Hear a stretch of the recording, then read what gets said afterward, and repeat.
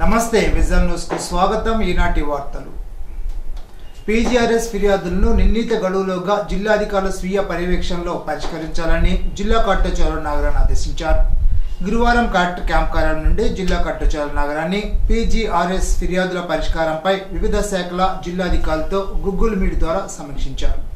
ఈ సందర్భంగా జిల్లా కలెక్టర్ మాట్లాడుతూ జిల్లాలో ఏప్రిల్ 2025 నుండి 10,884 పీజీఆర్ఎస్ విజ్ఞాపనలు పరిష్కరించడం జరిగిందని అన్నారు.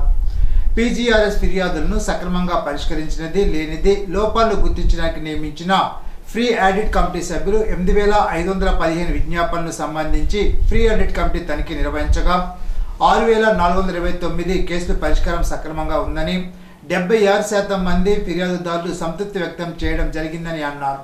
2,185 ఫిర్యాదులకు సంబంధించి వివిధ కారణాలు తెలుపుతూ సక్రమంగా పరిష్కరించలేదని ఫిర్యాదుదారుల అభిప్రాయాన్ని ఫ్రీ ఆడిట్ కమిటీకి వెలిబుచ్చడం జరిగింది. వీటిలో ప్రధానంగా సరైన ఎండర్స్మెంట్ ఇవ్వలేదని, ఫోటో సరిగ్గా కనిపించడం లేదని, కింది స్థాయి అధికారులకు అప్పగించడం ద్వారా సరిగ్గా పరిష్కారం కాలేదని, సంబంధిత అధికారులు ఫిర్యాదుదారులతో స్వయంగా మాట్లాడలేదని తదితర అంశాలపై ఫిర్యాదుదారులు ఫ్రీ ఆడిట్ కమిటీ తనిఖీల్లో అభ్యంతరాన్ని వ్యక్తం చేయడం జరిగిందని అన్నారు. జిల్లా అధికారులు వీటిని పునఃపరిశీలన చేసి లోపాలను సరిదిద్దాలని ఆదేశించారు. నిర్ణీత గడువులోగా ఎట్టి పరిస్థితుల్లోనూ ఫిర్యాదులను నాణ్యతతో పరిష్కరించాలని జిల్లా కలెక్టర్ సూచించారు. గూగుల్ మీట్ లో పీజీఆర్ఎస్ నోడల్ అధికారి వై దోసిరెడ్డి, వివిధ శాఖల జిల్లా అధికారులు పాల్గొన్నారు. జిల్లాలో ప్రస్తుతం కురుస్తున్న వర్షాల పట్ల జిల్లా యంత్రాంగం ప్రజలు అప్రమత్తంగా ఉండాలని జిల్లా కలెక్టర్ నాగరాణి తెలిపారు. గండిపడే అవకాశం ఉన్న కాలువలు, చెరువులు, నదీ పరివాహ ప్రాంతాన్ని నిరంతరం పర్యవేక్షణ చేయాలని ఆదేశించారు. స్థానికంగా కురుస్తున్న వర్షాల పట్ల పూర్తి అప్రమత్తంగా ఉండడమే కాకుండా ఉన్నతాధికారులకు తక్షణ సమాచారం అందించాలని అన్నారు. లోతట్టు ప్రాంతాల ప్రజలు అవసరం మేరకు సురక్షిత ప్రాంతాలకు తరలించాలని అన్నారు. పంటను రక్షించుకునే విధంగా రైతులకు తగు సూచనలు జారీ చేయాలని అన్నారు. చెరువులు, నదులు దాటి ప్రవాహం ఆధారంగా దాటడం, ఈదడం ప్రయత్నించవద్దని సూచించారు. వర్షాలు ఉన్నప్పుడు తర్వాత కూడా త్రాగునీరు కలుషితం కాకుండా అన్ని చర్యలు చేపట్టాలని మున్సిపల్ పంచాయతీరాజ్ అధికారులను ఆదేశించారు. ఇబ్బందికరంగా ఉన్న విద్యుత్ స్తంభాలు, కరెంట్ షాక్ అవకాశం ఉన్న వాటిని గుర్తించి తక్షణ చర్యలు తీసుకోవాలని ఆదేశించారు. అత్యవసర శస్త్రచికిత్సలకు విద్యుత్ అంతరాయం ఉండకుండా ముందస్తు చర్యలు తీసుకోవాలని ఆదేశించారు. సముద్రంలో వేటకు ఎవరు వెళ్లవద్దని, వేటకు వెళ్లిన వారు అక్టోబర్ 24 లోపుగా ఒడ్డుకు చేరుకోవాలని సూచించారు. భారీ వర్షాల నేపథ్యంలో అక్టోబర్ 24 గురువారం ప్రభుత్వ, ప్రైవేటు పాఠశాలలు, అంగన్వాడీ కేంద్రాలకు సెలవు ప్రకటిస్తూ ఆదేశాలు జారీ చేసినట్టు తెలిపారు. వర్షాలు కురిసే సమయంలో చెట్ల కింద, నీటి వసతుల దగ్గర వెళ్లకుండా అందరికీ సమాచారం అందించాలని అన్నారు. కంట్రోల్ రూమ్లు ఏర్పాటు చేయడంతో కలెక్టర్ కార్యాలయంతో పాటు డివిజన్ స్థాయి కంట్రోల్ రూమ్లు ఏర్పాటు చేయడం జరిగిందని తెలిపారు. జిల్లా కలెక్టర్ కార్యాలయంలో 08816299219 ఫోన్ నెంబర్లతో కంట్రోల్ రూమ్ ఏర్పాటు చేయడం జరిగిందని అన్నారు. ప్రజలు సమాచారం అందించవచ్చునని, సమాచారం పొందవచ్చునని తెలిపారు. పీఎం ఆవాస్ యోజన గ్రామీణ పథకాన్ని అర్హులైన లబ్ధిదారులు సద్వినియోగం చేసుకోవాలని జిల్లా కలెక్టర్ నాగరాణి అన్నారు. గురువారం కలెక్టర్ క్యాంప్ కార్యాలయంలో జిల్లా కలెక్టర్ నాగరాణి పీఎం ఆవాస్ యోజన గ్రామీణ పథక అమలుపై గృహ నిర్మాణ శాఖ అధికారులతో సమీక్షించారు. ఈ సందర్భంగా జిల్లా కలెక్టర్ నాగరాణి మాట్లాడుతూ పీఎం ఆవాస యోజన గ్రామీణ కింద అర్హులైన లబ్ధిదారులకు గృహ నిర్మాణం చేపట్టేందుకు జిల్లాలోని 319 రెవెన్యూ గ్రామాల్లో అక్టోబర్ 22 నుండి సచివాలయ సిబ్బందితో సర్వే ప్రారంభించడం జరిగిందని అన్నారు. ఈ సర్వే నెంబర్ 5వ తేదీలోపు పూర్తి చేయాల్సి ఉందని తెలిపారు. Aadhaar card, bank account, revenue అధికారులు జారీ చేసిన స్థలం పట్టా జిరాక్స్ కాపీని సిద్ధంగా ఉంచుకోవాలని, అర్హులుగా ఉండి సొంత స్థలం కలిగిన వారు కూడా దరఖాస్తు చేసుకోవచ్చని తెలిపారు. ఈ అవకాశాన్ని గృహం లేని పేదలు సద్వినియోగం చేసుకోవాలని కలెక్టర్ తెలిపారు. సమావేశంలో జిల్లా గృహ నిర్మాణ శాఖ అధికారి జి పిచ్చయ్య, డిఈలు పాల్గొన్నారు. వీరవాసరావు వ్యవసాయ పరపతి సొసైటీ సంఘ చైర్మన్ వీరవల్లి శ్రీనివాసరావు, డైరెక్టర్లుగా బండారు మణికంఠ బ్రహ్మానందం, దూసనపూడి శ్రీనివాసులు ప్రమాణ స్వీకారం చేశారు. రాష్ట్ర public accounts committee chairman Bhimavaram శాసనసభ్యులు పులపతి రామాంజనేయులు వారిచే ప్రమాణ స్వీకారం చేయించారు. ఈ సందర్భంగా శాసనసభ్యులు అంజిబాబు మాట్లాడుతూ ఇటీవల కాలంలో పిఏఎస్లు రైతులకు ఆర్థికంగా వెన్నుదన్నుగా నిలుస్తున్నాయని, గ్రామీణ అభివృద్ధిలో కీలక పాత్ర పోషిస్తున్నాయని అన్నారు. ఇచ్చిన బాధ్యతను సక్రమంగా నిర్వర్తించి రైతులకు అందుబాటులో ఉండాలని అన్నారు. సొసైటీ సంఘ అభివృద్ధికి నూతన కార్యవర్గ సభ్యులు కృషి చేయాలని అన్నారు. రాజ్యసభ మాజీ సభ్యురాలు, తెలుగుదేశం పార్టీ పోలిట్ బ్యూరో సభ్యురాలు తోట సీతారామలక్ష్మి, ఆప్కాబ్ చైర్మన్ గండి వీరాంజనేయులు, జనసేన, తెలుగుదేశం పార్టీ జిల్లా అధ్యక్షులు కొడుకులపూడి గోవిందరావు, మంతిన రామరాజు, మహిళా సాధికారిత చైర్మన్ పీతల సుజాతలు మాట్లాడుతూ పార్టీ కోసం కష్టపడిన వారికి గుర్తింపు ఉంటుందని, రైతులకు కావాల్సిన రుణాలు మంజూరు చేయాలని, తక్కువ వడ్డీ రేటుతో రుణాలు ఇచ్చి రైతులను ఆదుకోవాలని అన్నారు. కార్యక్రమంలో రాష్ట్ర Krishnabalija Pusala corporation chairman Ganta Tirumurthulu, Bhimavaram market committee chairman Kaldindi Sujatha Ramachandraraju, vice chairman Bandi Ramesh, MPP, ఎంపీటీసీలు, సర్పంచులు, గ్రామస్తులు, కూటమి నాయకులు, కార్యకర్తలు, అభిమానులు, వీర మహిళలు, తెలుగు మహిళలు తదితరులు పాల్గొన్నారు.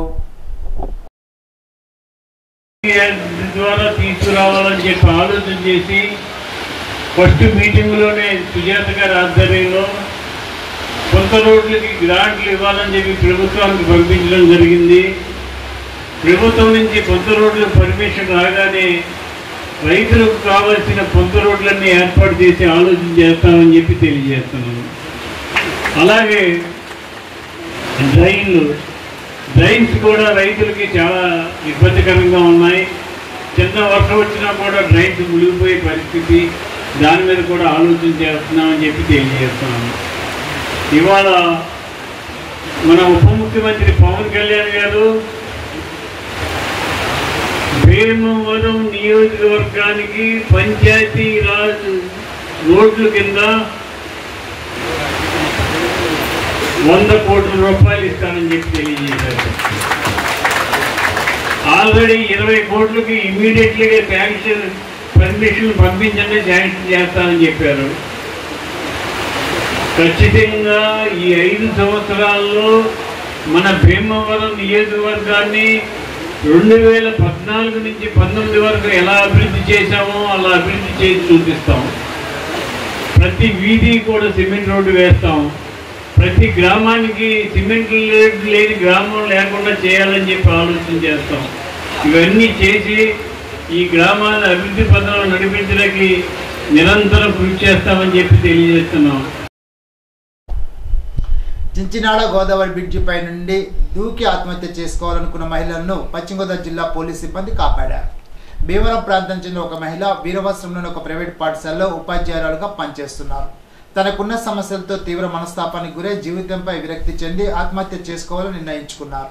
దీంతో గురువారం మధ్యాహ్నం 12 గంటల సమయంలో ఆమె చించినాడు బ్రిడ్జి వద్దకు చేరుకొని గోదావరి నదిలోకి దూకడానికి ప్రయత్నించారు.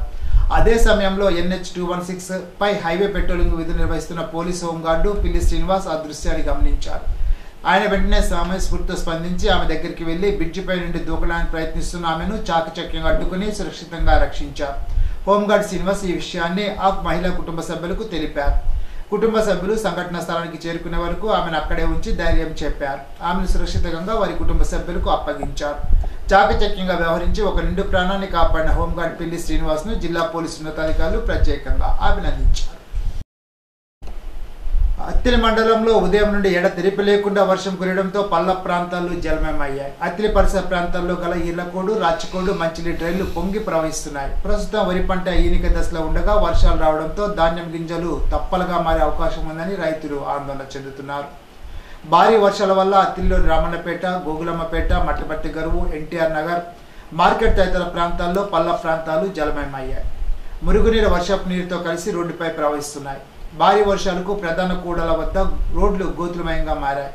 అత్తిలి పెదవంతిన వద్ద భారీ వర్షం వల్ల మలుపులో పెద్దగా ఏర్పడడంతో రాకపోకలకు ఇబ్బందిగా మారింది. భారీ వర్షాల వల్ల మధ్యాహ్నం కొంతసేపు విద్యుత్ సరఫరా నిలిచిపోయింది. భారీ వర్షం వల్ల రోడ్లన్నీ నిర్మానుష్యంగా మారాయి. నవంబర్ 20న జరిగే రాజ్యాంగ దినోత్సవ సందర్భంగా విద్యార్థులకు వ్యాసరచన, వక్తృత్వ క్విజ్ పోటీలను మండల విద్యాధికారి గొర్రెల బాలయ్య ఆధ్వర్యంలో నిర్వహించారు. నవంబర్ 24, 26 తేదీలో నిర్వహించే మాక్ అసెంబ్లీ కార్యక్రమం కోసం రాష్ట్రంలో గల 175 నియోజకవర్గాల నుండి 175 మంది విద్యార్థులను ఎంపిక చేసే కార్యక్రమంలో భాగంగా పాఠశాల స్థాయి నుండి 3 స్థాయిలో పోటీ నిర్వహిస్తున్నారు. పాఠశాల స్థాయిలో విజేతలైన వారికి మండల స్థాయిలో పోటీ నిర్వహించారు. నియోజకవర్గ స్థాయిలో పోటీ నిర్వహించి ఒక్కొక్క నియోజకవర్గం నుండి ఒక్కొక్క విజేతను మాక్ అసెంబ్లీకి ఎంపిక చేయాలని ప్రభుత్వం ఆదేశాలు జారీ చేసింది. అందులో భాగంగా మండల స్థాయిలో పోటీ నిర్వహించారు. ఈ నెల 29, 30 తేదీలో నియోజకవర్గ స్థాయిలో పోటీలు జరుపుతారు. అటు సినీ రంగం, ఇటు సేవా రంగంలో కృష్ణంరాజు, ప్రభాస్ కుటుంబ సభ్యులు తమదైన ప్రత్యేక ముద్ర వేసుకున్నారని తణుకు శాసనసభ్యులు ఆర్మీ రాధాకృష్ణ అన్నారు. గురువారం తణుకులో ప్రభాస్ జన్మదిన వేడుకలు అభిమానుల సంఘ ఆధ్వర్యంలో ఘనంగా నిర్వహించారు. కార్యక్రమంలో పాల్గొన్న ఎమ్మెల్యే మాట్లాడుతూ తెలుగు చలనచిత్ర పరిశ్రమలో చరిత్రకు నాంది పలికిన నటుడు ప్రభాస్ అని అన్నారు. కేవలం తెలుగు అభిమానులకే కాకుండా దేశంలోని అభిమానుల హృదయాన్ని దోచుకొని డార్లింగ్గా మనసుల్లో ముద్ర వేసుకున్నారని చెప్పారు. తెలుగు చిత్రసీమలోనే కాకుండా ప్రభాస్ నటించిన పాన్ ఇండియా చిత్రాలుగా నిలిచాయని అన్నారు. వివాదాలకు దూరంగా ఉంటూ కేవలం నటుడిగానే కాకుండా సామాజిక సేవా కార్యక్రమాలు నిర్వహిస్తూ ప్రతి ఒక్కరికి సేవ చేయాలనే ఉద్దేశంతో ప్రభాస్ కృషి చేస్తున్నారని చెప్పారు. ప్రభాస్ను ఆదర్శంగా తీసుకుని ఆయన అభిమానులు సైతం సేవా కార్యక్రమాలు విస్తృతం చేయాలని సూచించారు. కేక్ కట్ చేసి వేడుకలు ప్రారంభించారు. కార్యక్రమంలో ప్రభాస్ అభిమాన సంఘ నాయకులు, అభిమానులు పాల్గొన్నారు. తెలుగు చలనచిత్ర పరిశ్రమలో ఒక చరిత్రకు నాంది పలికినటువంటి వ్యక్తి ప్రభాస్ గారు. ఆయన సినిమాలు ఎంతో అభిమానంగా మనందరికీ కూడా ఆయన నటనతో మనందరి మనసులనే కాకుండా దేశవ్యాప్తంగా పాన్ ఇండియా, అదేవిధంగా విదేశాల్లో ఉన్నటువంటి ఒక్క కేవలం తెలుగు వారిలోనే కాకుండా భారతీయుల హృదయాలని దోచుకొని ఆడ మగ తేడా ఉన్న అందరికీ కూడా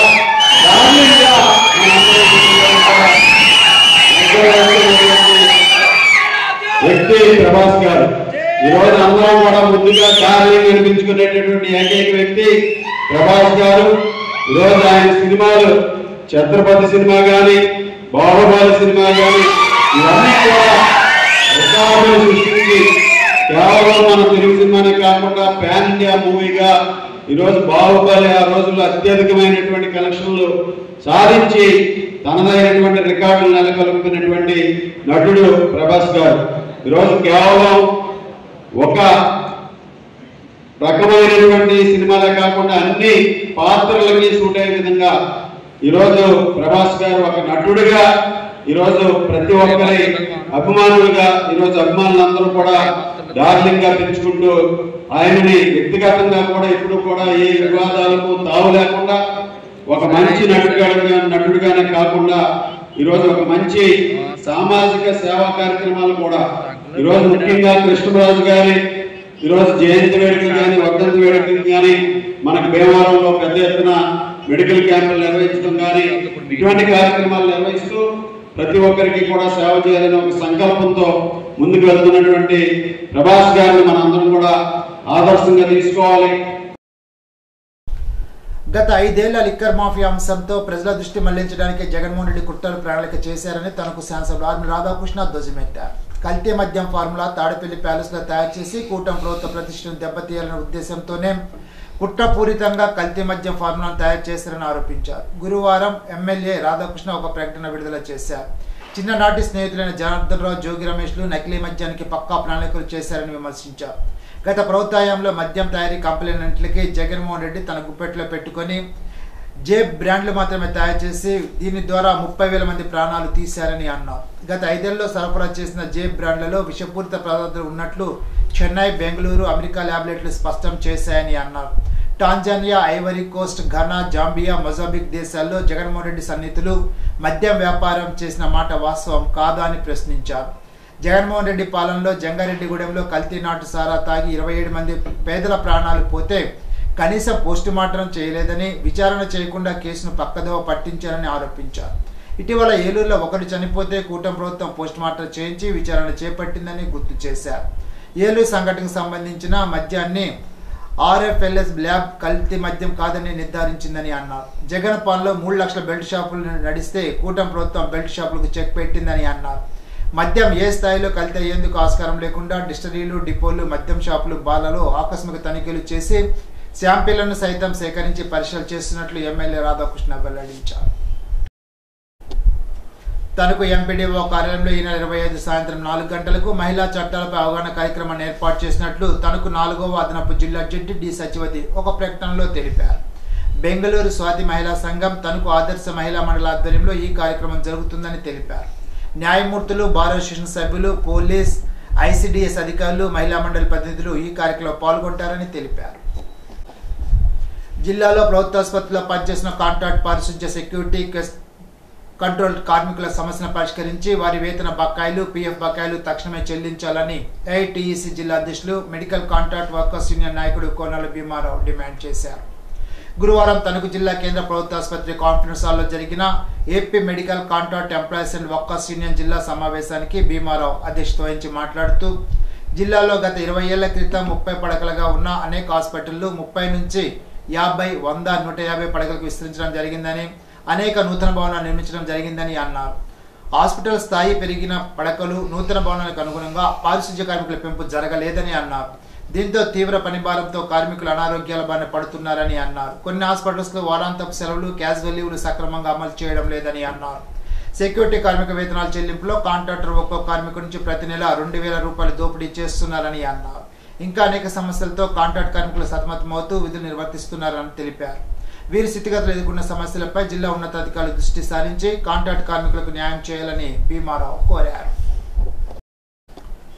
ప్రభుత్వ మెడికల్ కాలేజీల ప్రైవేటీకరణ ఆపాలని ఆల్ ఇండియా లాయర్స్ యూనియన్ ప్రభుత్వం డిమాండ్ చేసింది. గురువారం మెడికల్ కాలేజీ పర్యవేక్షణ కమిటీ ఐలు ఆధ్వర్యంలో ప్రైవేటీకరణకు వ్యతిరేకంగా తణుకులో బార్ అసోసియేషన్లో న్యాయవాదుల నుండి సంతకాల సేకరణ నిర్వహించారు.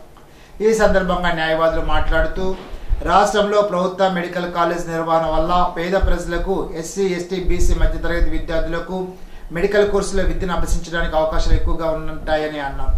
కానీ రాష్ట్ర ప్రభుత్వం P3 విధానం అమలు చేయడం వల్ల ప్రజలు నష్టపోతారని వారు తెలిపారు. రాష్ట్రంలో కేవలం 6,000 కోట్ల రూపాయల నిధులు కాలేజీ నిర్మాణానికి ఖర్చు చేస్తే సరిపోతుందని, దీన్ని ప్రైవేటు యాజమాన్యం ద్వారా నిర్వహించాలని అనుకోవడం అసమర్థత ప్రభుత్వ పరిపాలనకు నిదర్శనమేనని అన్నారు. రాష్ట్ర ప్రభుత్వం విదేశీ సంస్థలకు రాష్ట్రంలో పెట్టుబడులు పెడితే 1,000 కోట్ల రూపాయలు రాయితీ చేస్తున్నారని, రాష్ట్రంలోని విద్య, వైద్యానికి నిధులు కేటాయిస్తే అభివృద్ధి జరుగుతుందని వారు తెలిపారు. రాష్ట్ర ప్రభుత్వం ప్రవేశపెట్టిన 590 జీవోను, గత ప్రభుత్వం ప్రవేశపెట్టిన 107, 108 జీవోను నిలుపుదల చేయాలని వారు డిమాండ్ చేశారు. మెడికల్ కాలేజీ ప్రభుత్వ మెడికల్ కాలేజీ పరిరక్షణ కమిటీకి పూర్తి సహాయ సహకారాలు ఆల్ ఇండియా లాయర్స్ యూనియన్ అందజేస్తామని హామీ ఇచ్చారు. ప్రభుత్వ జీవోను ఉపసంహరించుకోకపోతే పెద్ద ఎత్తున ప్రజా సహకారంతో ఉద్యమాలు నిర్వహిస్తామని తెలిపారు. కార్యక్రమంలో న్యాయవాదులు P Ramesh, Chintapalli Nageswararao, B Venkateswararao, Dommidi Suryanarayana, P Srinivasulu, Kamana Muniswamy తదితరులు పాల్గొన్నారు. Tanuku root school director B Vidyakanth edu icon 2025 award అందుకున్నారు. విద్యా వ్యవస్థలో విశేష ప్రతిభ కనబరుస్తున్న ఉపాధ్యాయులకు ప్రతి ఏటా విశాఖపట్నం చెందిన మల్లా బ్యూరో ఆఫ్ చైల్డ్ డెవలప్మెంట్ ఆధ్వర్యంలో అవార్డులు ప్రకటిస్తూ ఉంటారు. ఈ ఏడాది బి విద్యాకాంత్ను అవార్డుకు ఎంపిక చేసి భరత్ చేతుల మీదుగా అవార్డును అందజేశారు. ఇప్పుడు ఒక చిన్న బ్రేక్.